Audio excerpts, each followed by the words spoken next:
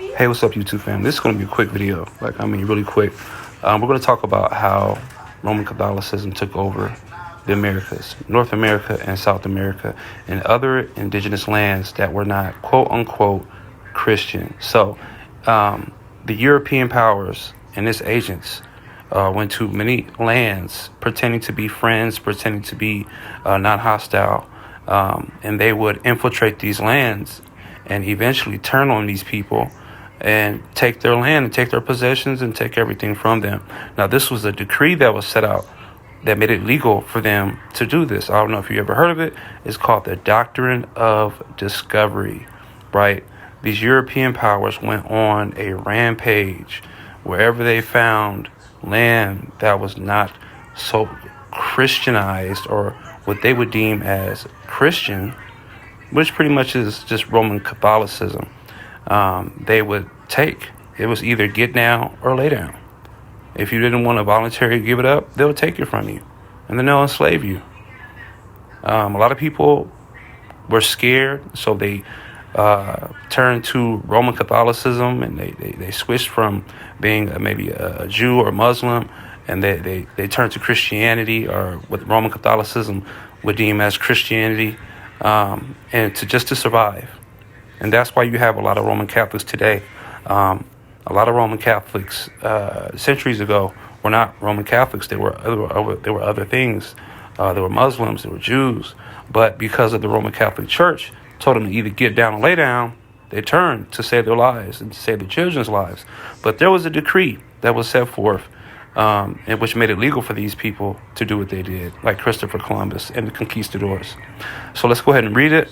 The Doctrine of Discovery is a legal and religious concept, get that, a religious concept, that originated in the 15th century and justified European colonization of non-Christian lands.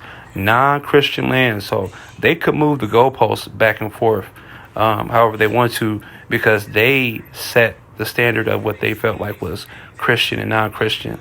So basically, if you weren't them, if you weren't like them because they created this, which pretty much is a loophole for them to take everything that you have, and it's justified, and you can't do anything about it.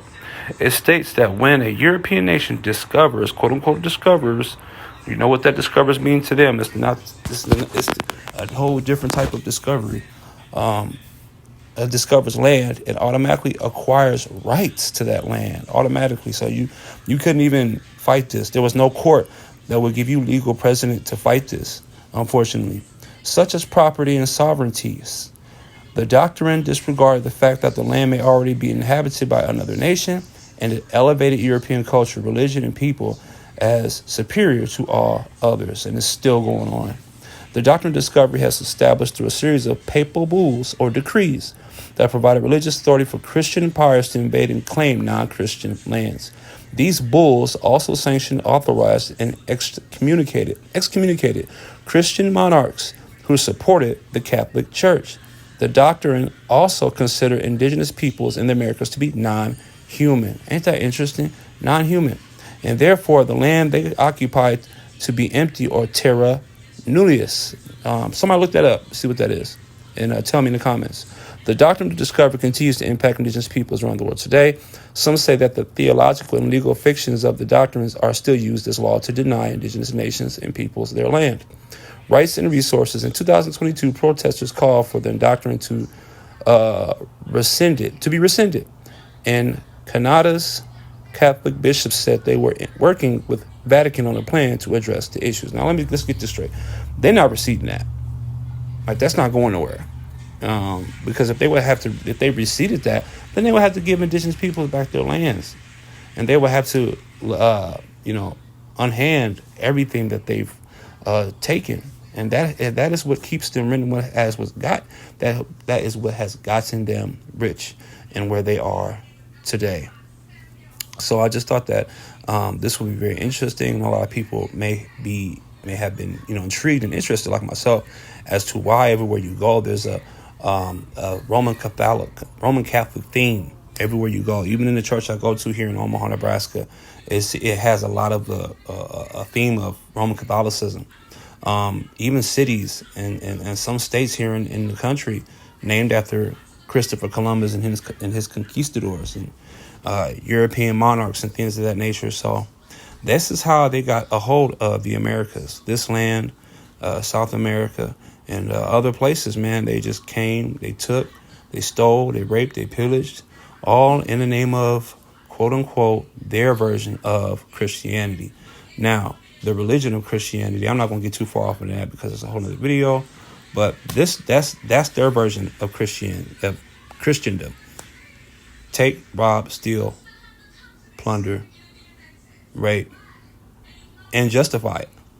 So it seems that these European powers, you know, they and you know what's so crazy? They won't even acknowledge their own history. If you bring this up to any Roman Catholic, they will not acknowledge it. They won't. They don't want to hear it.